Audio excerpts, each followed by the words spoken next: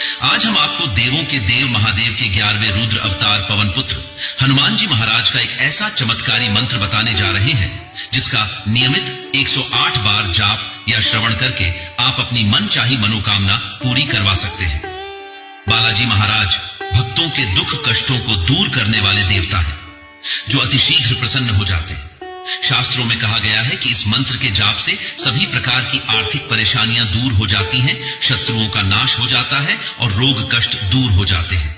भगवान हनुमान जी को कलयुग का देवता माना जाता है। वैसे तो सभी दिन आप इस मंत्र का श्रवण या जाप कर सकते हैं, जिससे हनुमान जी महाराज प्रसन्न हो जाते हैं, पर मंगलवार के दिन हनुमान जी महाराज की पूजा और मंत्र जाप का विशेष लाभ मिलता है। मंगलवार के दिन हनुमान जी की भक्ति से वे जल्दी ही प्रसन्न हो जाते हैं। आज हम आपको जो सिद्ध मंत्र बताने जा रहे हैं, इसमें अपार शक्ति है, जिसका अगर आप नियमित रूप से जाप या श्रवण कर लेते हैं तो धन की कभी कमी नहीं होगी। तो चलिए जीवन में शुभ परिणाम पाने के लिए बालाजी महाराज जी के इस चमत्कारी मंत्र को सुन लेते हैं। आपको यह मंत्र 108 बार पूरा सुनना है, आधा अधूरा नहीं सुनना है। आप इस मंत्र को दिन या रात किसी भी समय सुन सकते हैं। मम सर्वत्र रूपेण रत्नकुंडलम महाशौर्याय श्री हनुमते सर्वरोगहराय कपीश्वराय धनं प्रदाय च नमस्तुते। मम सर्वत्र रूपेण रत्नकुंडलम महाशौर्याय श्री हनुमते सर्वरोगहराय कपीश्वराय धनं प्रदाय च नमस्तुते।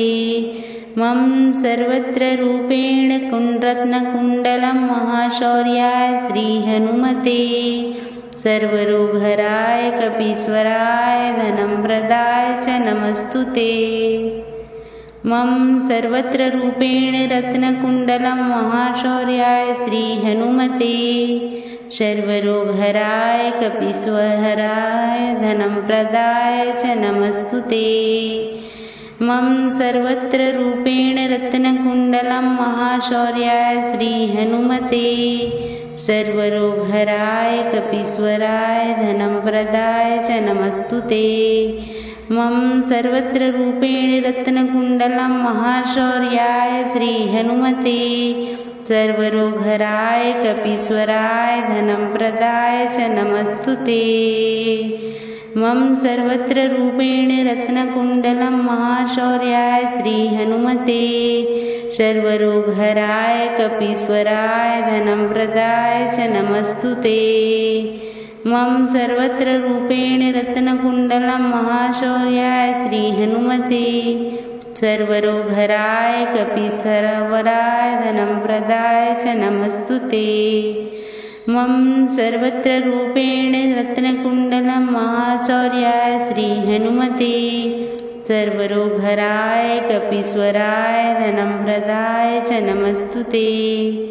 मम सर्वत्र रूपेण रत्नकुंडलम महाशौर्याय श्री हनुमते सर्वरोगहराय कपीश्वराय धनं प्रदाय च नमस्तुते।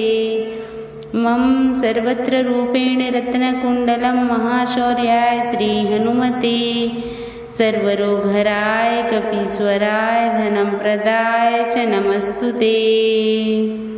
मम सर्वत्र रूपेण रत्नकुंडलम महाशौर्याय श्री हनुमते सर्वरोगहराय कपीश्वराय धनं प्रदाय च नमस्तुते।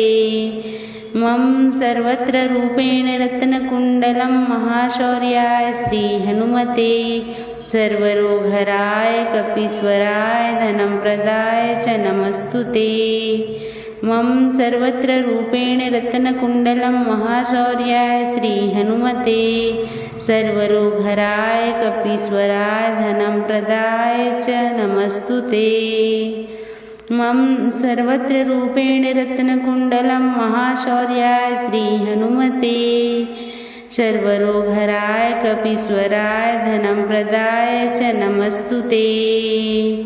मम सर्वत्र रूपेण रत्नकुंडलम महाशौर्याय श्री हनुमते सर्वरोगहराय कपीश्वराय धनं प्रदाय च नमस्तुते। मम सर्वत्र रूपेण रत्नकुंडलम महाशौर्याय श्री हनुमते सर्वरोगहराय कपीश्वराय धनं प्रदाय च नमस्तुते। मम सर्वत्र रूपेण रत्नकुण्डलं महाशौर्याय श्रीहनुमते सर्वरोगहराय कपीश्वराय धनम्प्रदाय च नमस्तु ते मम सर्वत्र रूपेण रत्नकुण्डलं महाशौर्याय श्रीहनुमते सर्वरोगहराय कपीश्वराय धनम्प्रदाय च नमस्तु ते।